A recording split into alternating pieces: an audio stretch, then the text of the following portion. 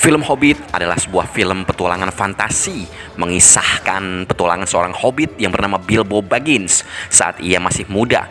Film Hobbit sendiri disutradarai oleh Peter Jackson yang mengadopsi dari sebuah novel terkenal karya J.R.R. Tolkien yang mengambil setting jauh sebelum masa kekacauan di Middle Earth atau yang dikenal sebagai film The Lord of the Rings Trilogy.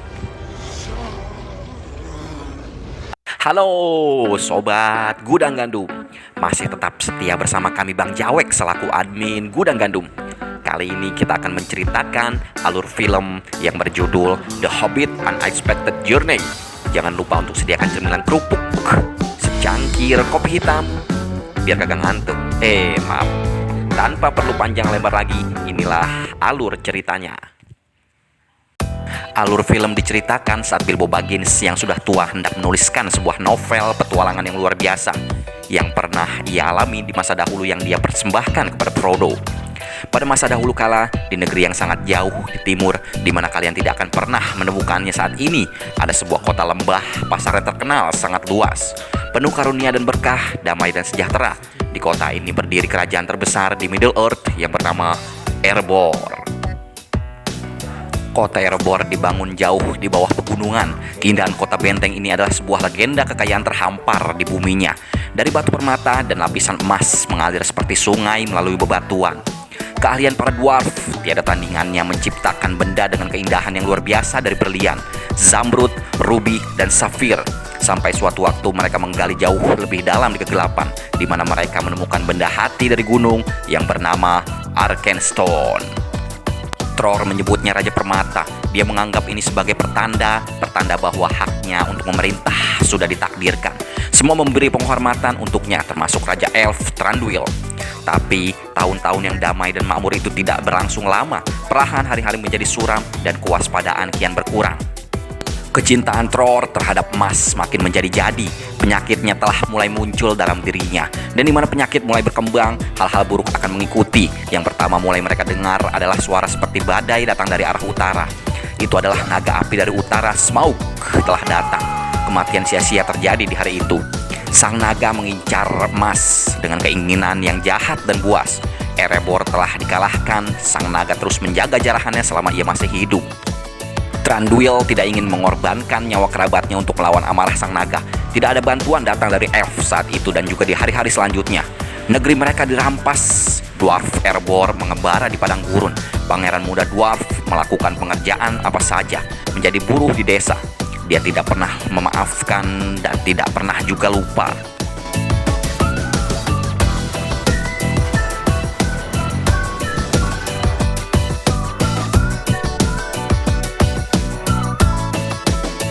Lalu di desa Shire, tempat para hobbits tinggal, terlihat Bilbo muda tiba-tiba didatangi oleh seorang penyihir hebat yang bernama Gandalf.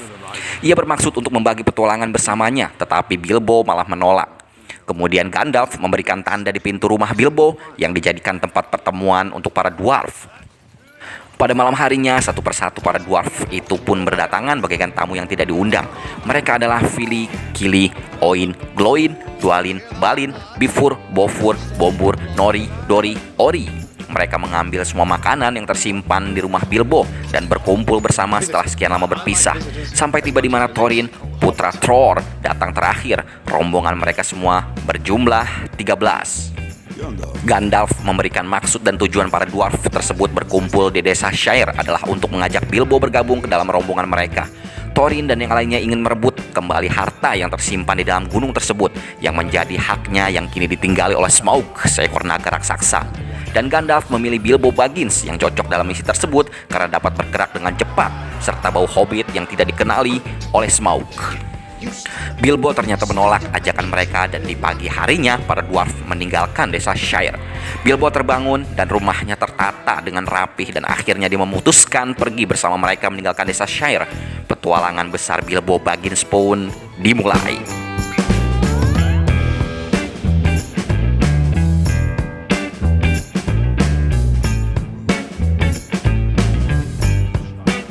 Pada malam harinya mereka beristirahat. Balin menceritakan alasan Thorin membenci para Orc karena setelah Smaug sang naga mengambil alih gunung kesepian itu, Raja Tror mencoba merebut kembali kerajaan kuno Dwarf Moria. Tapi musuh telah tiba di sana lebih dulu. Moria telah diambil oleh pasukan Orc yang dipimpin oleh yang paling kejam di antara ras mereka, yaitu Azog, sang penghancur. Orc raksasa Gundabat telah bersumpah untuk menghapus garis keturunan Durin dan dimulai dengan memenggal kepala sang raja. Thrain, ayah Thorin, menjadi gila karena kesedihan. Keadaannya tidak diketahui sampai sekarang. Kekalahan dan kematian datang menghampiri kaum dwarf sampai di mana mereka melihat secercah harapan seorang pangeran muda dwarf menghadapi Orc putih. Dia berdiri sendirian melawan musuh yang mengerikan itu. Baju zirahnya terkoyak, tak memegang apa-apa selain cabang pohon yang menjadi perisainya. Azog si penghancur itu memahami garis keturunan Durin tidak mudah dimusnahkan. Para dwarf lalu melanjutkan perjalanannya. Kemudian Gandalf bercerita tentang temannya sesama penyihir. Ternyata ada 5 penyihir di Middle Earth, namun Gandalf telah lupa. Yang ia ingat adalah penyihir terhebat yang bernama Saruman dan penyihir coklat yang selalu mengawasi Greenwood, sebuah hutan yang luas di sebelah timur. Cerita lalu berpindah kepada Radagast, si penyihir coklat yang lebih menyukai hidup bersama binatang. Kemudian Radagast melihat temannya sedang sekarat. Radagast menyangka bahwa temannya sedang sakit, tetapi tiba-tiba makhluk mengerikan datang ke arah Radagast. Radagast tersadar ternyata sihir jahatlah yang kuat yang telah datang. Kemudian ia mengejar para makhluk tersebut dengan kereta kelinci Roskeppel. Dan ternyata tempat itu merupakan benteng tua yang bernama Dol Guldur. Radagast kemudian masuk ke dalam. Ia merasakan bayangan aura kuno yang belum pernah ia rasakan sebelumnya. Ia kemudian diserang oleh roh jahat dan segera kabur dari benteng tersebut.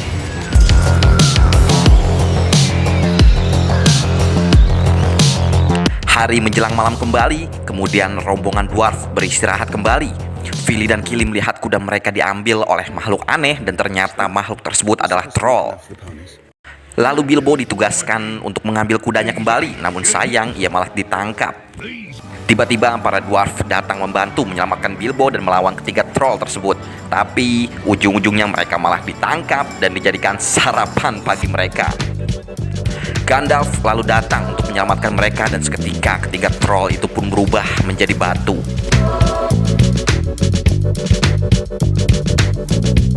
Mereka semua kemudian masuk ke dalam gua di mana para troll itu tinggal. Terdapat banyak sekali jarahan termasuk senjata. Mereka mengambil senjata dan tidak lupa pula Bilbo mendapatkan sebuah pedang elf yang mampu menyala ketika bahaya akan datang. Radagast kemudian menemui Gandalf untuk menjelaskan kejadiannya di Dol Guldur. Radagast selalu menyerahkan pedang yang ia dapat kepada Gandalf dan pedang tersebut ternyata bukan berasal dari dunia. Mereka semua tiba-tiba dikejar oleh sekelompok Orc dalam jumlah yang lumayan banyak. Mereka ternyata diperintah oleh Azog dan ingin membalaskan dendamnya kepada Thorin. Gandalf dan para dwarf segera melarikan diri, sementara Radagast berusaha untuk mengalihkan perhatian para Orc tersebut sehingga mereka bisa meloloskan diri dari kejaran Orc.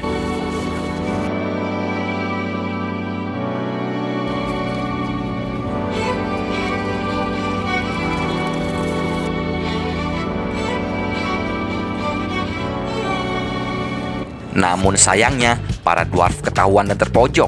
Hampir saja dwarf itu dibantai. Gandalf langsung memanggil mereka untuk masuk ke dalam sebuah jalan yang tersembunyi. Para Orc itu pun tiba-tiba diserang oleh pasukan elf. Dan ternyata Gandalf membawa mereka ke Rivendell, yaitu lembah indah Imladris, wilayah kekuasaan elf Lord Elrond. Di sana, Bilbo dan para dwarf itu disambut oleh para elf atau peri. Sementara Thorin yang mempunyai peta serta Gandalf yang memegang anak kunci bermaksud kepada Lord Elrond untuk membacakan peta tersebut. Karena hanya dialah orang satu-satunya yang mampu membaca bahasa dwarf kuno agar bisa membuka pintu rahasia yang dapat masuk ke Erebor. Sementara, Komandan Orc melaporkan kegagalannya menangkap kepala Thorin putra Thrain. Azog sang penghancur yang terlihat telah kehilangan satu tangan kemudian sangat marah dan melakukan sayembara kepada siapa saja yang berhasil membawa kepala raja tersebut. Lalu cerita kita kembali ke Rivendell. Lord Elrond membacakan peta tersebut bahwa pada saat cahaya matahari terbenam di hari terakhir Durin yang merupakan awal tahun baru kaum dwarf, suara burung akan berbunyi yang berdiri di bawah bebatuan. Cahaya tersebut akan menyinari sebuah pintu rahasia. Saruman kemudian tiba di Rivendell. Gandalf menceritakan kejadian yang dialami oleh Radagast. di benteng tua Dol Guldur dan mengatakan ternyata Necromander telah menampakkan dirinya dan kekacauan di Middle Earth pasti akan terjadi. Saruman tidak percaya begitu saja karena Radagast merupakan seorang penyihir yang aneh dan bodoh. Gandalf lalu menunjukkan bukti sebuah pedang Morgul, peninggalan dari Mordor yang dibuat untuk penyihir Angmar. Lalu Lindir mengabarkan kepada Gandalf bahwa para dwarf itu telah pergi dan begitu juga dengan Bilbo yang ikut bersamanya. Mereka semua memasuki alam liar dan Balin ditugaskan untuk memandunya.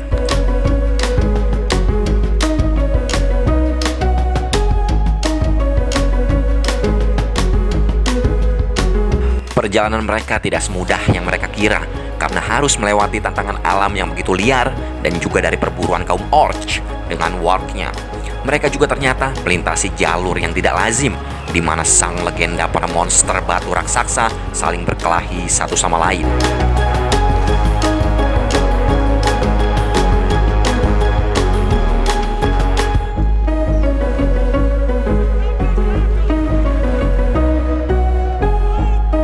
Akhirnya Bilbo dan lainnya berhasil selamat dan beristirahat di dalam sebuah gua.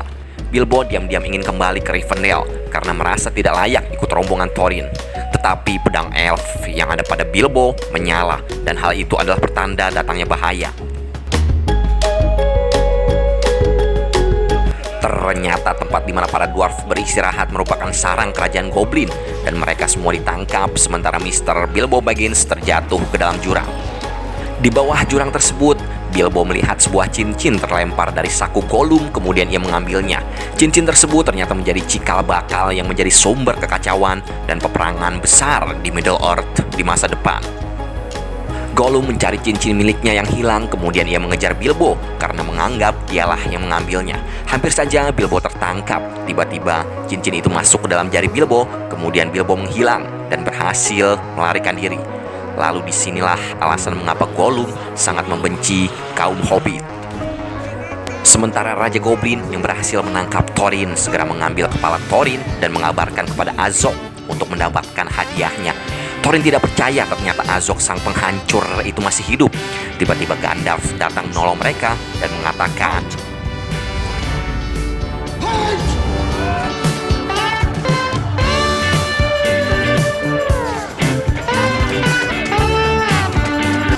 mereka semua kemudian melawan dan secepatnya segera kabur dari sarang goblin tersebut. Para goblin yang jumlahnya tidak terhitung itu segera mengejar mereka dan terjadilah aksi kejar-kejaran yang seru.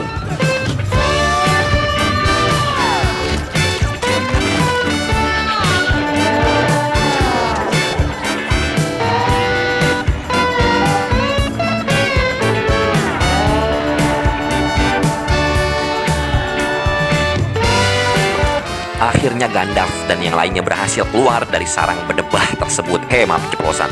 Dan Bilbo juga berhasil keluar. Semuanya bertanya-tanya bagaimana ia bisa keluar dari sarang itu sendirian. Bilbo mengatakan bahwa tekadlah yang bisa membuat Bilbo berhasil lolos.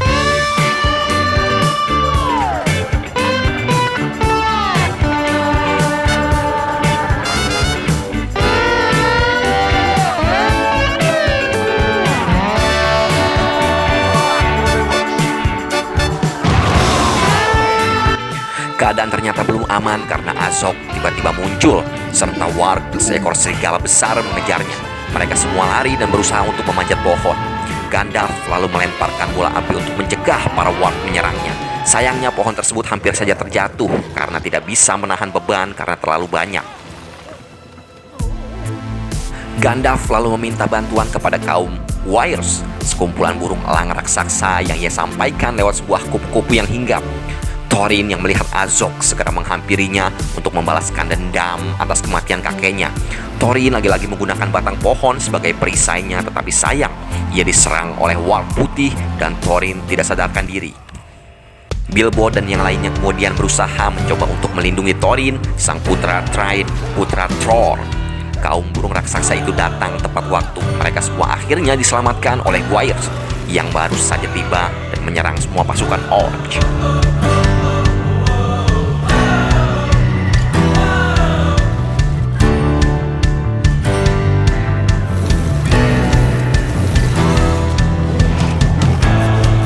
Mereka semua lalu dibawa ke sebuah tempat di mana tebing itu sangat tinggi.